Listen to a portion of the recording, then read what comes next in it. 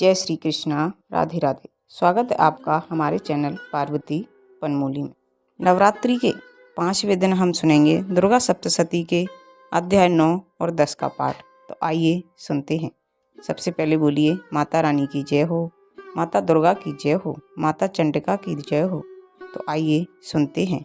अध्याय 9 में जानेंगे हम निशुम्भ वध।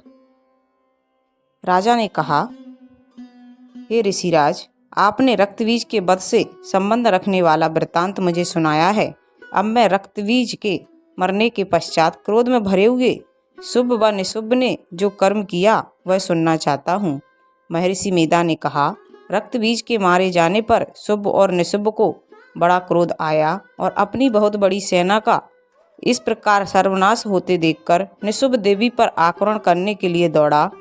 उसके साथ बहुत से बड़े बड़े असुर देवी को मारने के वास्ते दौड़े और महापराक्रमी शुभ अपनी सेना सहित चंडिका को मारने के लिए बढ़ा। फिर शुभ और निशुम्भ का देवी से घोर युद्ध होने लगा। वह दोनों असुर इस प्रकार देवी पर बाण फेंकने लगे जैसे मेघों से वर्षा हो रही हो। उन दोनों के चलाए हुए बाणों को देवी ने अपने बाणों से काट डाला और अपने शत्रुओं की वर्षा से उन दोनों दैत्यों को चोट पहुंचाई। निशुम्भ ने तीक्ष्ण तलवार और चमकती हुई ढाल लेकर देवी के सिंह पर आक्रमण किया। अपने वाहन को चोट पहुंची देखकर देवी ने अपने छुरप्रय नामक बाण से निशुम्भ की तलवार व ढाल दोनों को ही काट डाला। तलवार और ढाल कट जाने पर निशुम्भ ने देवी पर शक्ति से प्रहार किया। देवी ने अपने चक्र से उसको 2 टुकड़े कर दिए। फिर क्या था, दैत्य मारे क्रोध के जल भुन गया और उसने देवी को मारने के लिए उसकी ओर शूल फेंका, किंतु देवी ने अपने मुक्के से उसको चूर चूर कर डाला। फिर उसने देवी पर गदा से प्रहार किया। देवी ने त्रिशूल से गदा को भस्म कर डाला। उसके बाद वह फरसा हाथ में लेकर देवी की ओर लपका। देवी ने अपने तीखे बाणों से उसे धरती पर सुला दिया। अपने पराक्रमी भाई निशुम्भ के इस प्रकार से मरने पर शुभ क्रोध में भरकर देवी को मारने के लिए दौड़ा। वह रथ में बैठा हुआ उत्तम आयुधों से सुशोभित अपनी 8 बड़ी बड़ी भुजाओं से सारे आकाश को ढके हुए था। शुभ को आते देखकर देवी ने अपना शंख बजाया और धनुष की टंकोर का भी अत्यंत दुस्सह शब्द किया। साथ ही अपने घंटे के शब्द से, जो कि संपूर्ण दैत्य सेना के तेज को नष्ट करने वाला तथा संपूर्ण दिशाओं में व्याप्त कर दिया। इसके बाद देवी के सिंह ने भी अपनी दहाड़ से, जिसे सुन बड़े बड़े बलवानों का मद चूर चूर हो गया, आकाश, पृथ्वी और 10 दिशाओं को पूरित कर दिया। फिर आकाश में उछलकर काली ने अपने दांतों तथा हाथों को पृथ्वी पर पटका। उसके ऐसा करने से ऐसा शब्द हुआ जिससे कि उससे पहले के सारे शब्द शांत हो गए।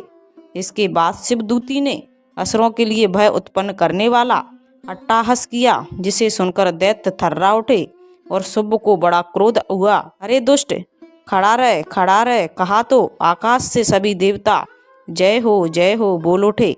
शुभ ने वहां आकर ज्वालाओं से युक्त एक अत्यंत भयंकर शक्ति छोड़ी, जिसे आते देखकर देवी ने अपनी महोल्का नामक शक्ति से काट डाला। हे राजन, फिर शुभ के सिंहनाद से तीनों लोग व्याप्त हो गए और उसकी प्रतिध्वनि से ऐसा घोर शब्द हुआ जिसने इससे पहले के सब शब्दों को जीत लिया। शुभ के छोड़े बाणों को देवी ने और देवी के छोड़े बाणों को शुभ ने अपने बाणों से काट सैकड़ों और हजारों टुकड़ों में बदल दिया। उसके बाद जब चंडिका ने क्रोध में भर शुभ को त्रिशूल से मारा तो वह मूर्छित होकर पृथ्वी पर गिर पड़ा। जब उसकी मूर्छा दूर हुई तो वह धनुष लेकर आया और अपने बाणों से उसने देवी, काली तथा सिंह को घायल कर दिया। फिर उस राक्षस ने 10,000 भुजाएं धारण करके चक्र आदि शस्त्रों से देवी को आच्छादित कर दिया। तब भगवती दुर्गा ने क्रोधित होकर अपने बाणों से उन चक्रों तथा बाणों को काट डाला। यह देखकर निशुम्भ हाथ में गदा लेकर चंडिका को मारने के लिए दौड़ा।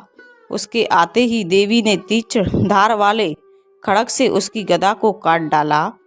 उसने फिर त्रिशूल हाथ में लिया। देवताओं को दुखी करने वाले निशुम्भ त्रिशूल हाथ में लिए हुए आता देखकर चंडिका ने अपने त्रिशूल से उसकी छाती पर प्रहार किया और उसकी छाती को चीर डाला। शूल विदीर्ण हो जाने पर उसकी छाती में से एक जैसा ही महापराक्रमी दैत्य पैदा हुआ।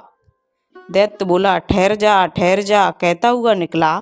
उसको देखकर देवी ने बड़े जोर से ठहाका लगाया। अभी वह निकलने भी नहीं पाया था कि उसका सिर अपनी तलवार से काट डाला। सिर कटने के साथ ही वह पृथ्वी पर गिर पड़ा। उसके बाद सिंह दहाड़ दहाड़ कर असुरों का भक्षण करने लगा और काली शिवदूती भी राक्षसों का रक्त पीने लगी। कौमारी की शक्ति से कितने ही महादैत्य नष्ट हो गए। ब्रह्मा जी के कमंडल के जल से कितने ही असुर समाप्त हो गए। कई दैत्य महेश्वरी के त्रिशूल से विदीर्ण होकर पृथ्वी पर गिर पड़े और बाराही के प्रहारों से छिन्न छिन्न होकर धराशायी हो गए। वैष्णवी ने भी अपने चक्र से बड़े बड़े महापराक्रमियों का कचमूर निकालकर उन्हें यमलोक भेज दिया और ऐन्द्री से कितने ही महाबली राक्षस टुकड़े टुकड़े हो गए। कई दैत्य मारे गए, कई भाग गए, कितने ही काली शिवदूती और सिंह ने भक्षण कर लिए। 9वां अध्याय यहीं समाप्त होता है। अब सुनते हैं 10वां अध्याय। 10वें अध्याय में सुनेंगे शुभ वध। महर्षि मेधा ने कहा, हे राजन, अपने प्यारे भाई को मरा हुआ तथा सेना को नष्ट हुई देखकर क्रोध में भरकर दैत्यराज शुभ कहने लगा, दुष्ट दुर्गे, तू अहंकार से गर्व मत कर, क्योंकि तू दूसरों के बल पर लड़ रही है। देवी ने कहा, हे दुष्ट, देख मैं तो अकेली हूँ, इस संसार में मेरे सिवा दूसरा कौन है। यह सब मेरी शक्तियाँ हैं, देख यह सब की सब मुझ में समाई हुई हैं। इसके पश्चात ब्राह्मणी आदि सब देवियाँ उस देवी के शरीर में लीन हो गईं और देवी अकेली रह गई।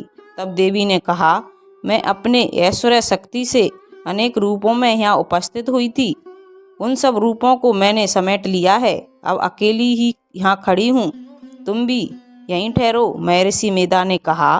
तब देवताओं तथा राक्षसों के देखते ही देखते देवी तथा शुभ में भयंकर युद्ध होने लगा।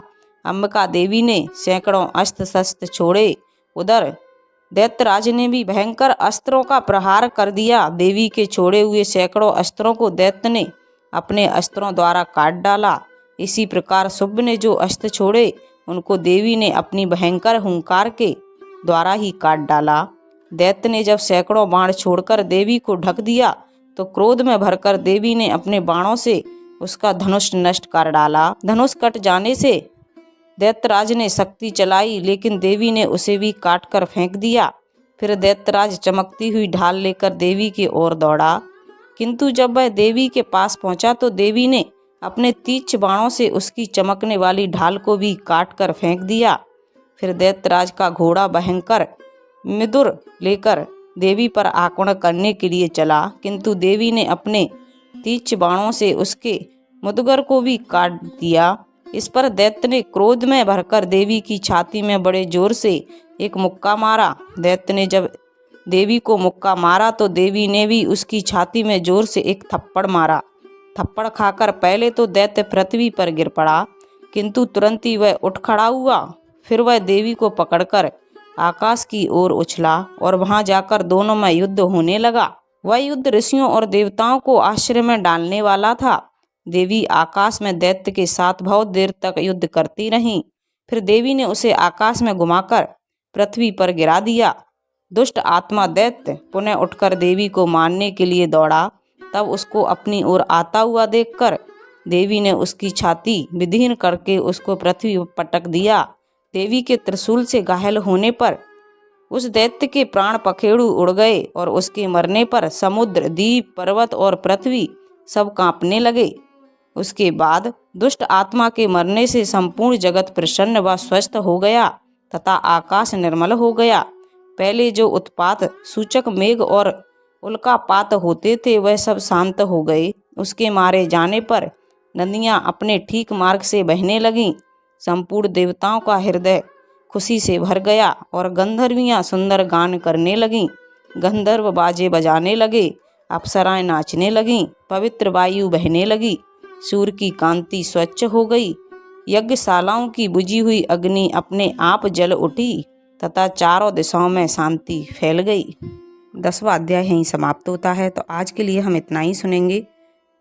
तो ये थी दुर्गा सप्तशती के अध्याय 9 और 10 का पाठ। अगर आपको अच्छा लगे तो प्लीज़ चैनल को लाइक शेयर सब्सक्राइब कीजिए, साथ में बेल आइकन को ऑन कर लीजिए और कमेंट में जय माँ अम्बे, जय माँ चंडिका अवश्य लिखिए। Thank you.